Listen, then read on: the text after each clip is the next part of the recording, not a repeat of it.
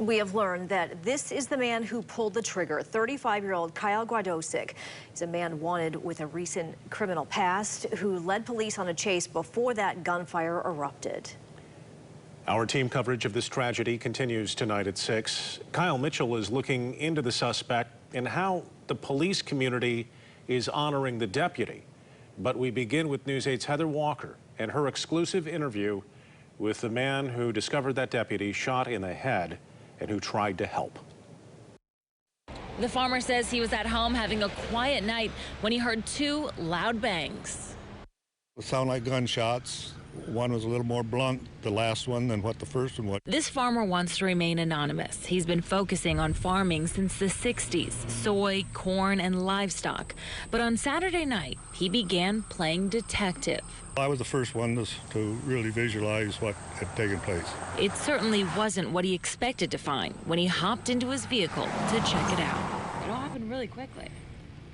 Stuff like that does. He says he located the deputy's vehicle, stopped in the middle of the lane, lights and sirens on. People did not stop. Telling us he watched as people passed the deputy, but the farmer made a point to pull over. Something was wrong. I knew something was wrong. Armed with a flashlight, he went to get a closer look. When I shined the light in the window, I see that he was slumped over the console and was shot in the head. Unresponsive, a second deputy car pulled up and tried CPR. Didn't seem to work. Another officer pulled up. We put the man in the officer in the back seat of the car, and they took off for the hospital with him. Unfortunately, Deputy Proxmire would not survive. I feel so sorry for the family. I really do, and the rest of the law enforcement officers that do their job and things and have to end up in a situation like this. Saying he is grieving and praying for the deputy's family tonight. Reporting near Galesburg, Heather Walker, News 8. We're also learning some new details tonight about the suspect that investigators say shot and killed Deputy Proxmire. News 8's Kyle Mitchell is live now in Kalamazoo with more on the suspect's criminal record. Kyle. Michelle and Brian, state police troopers are handling the investigation. They say Kyle Gwadosik from Vicksburg was the suspect who exchanged fire with police. A traffic stop in Portage was the beginning of a series of events that led to 35-year-old Kyle Gwadosik exchanging gunfire with police, killing both the suspect and Deputy Ryan Proxmire. Portage police pulled over Gwadosik early Saturday. He then took off.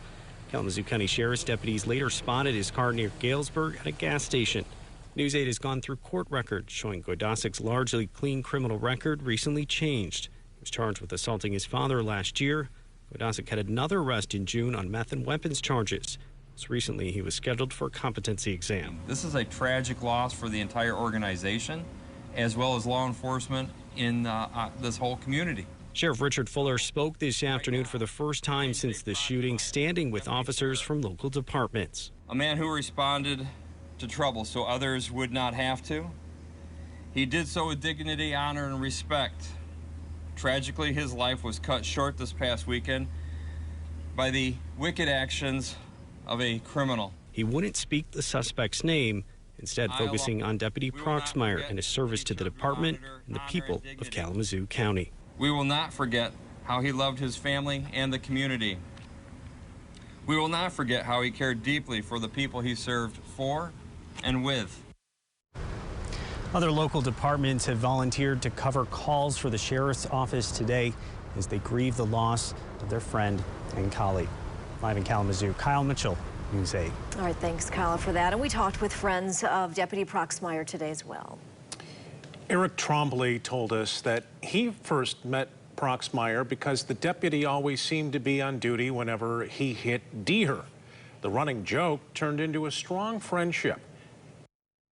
Just being a mile from where he lost his life, it's a constant reminder that our hero's gone.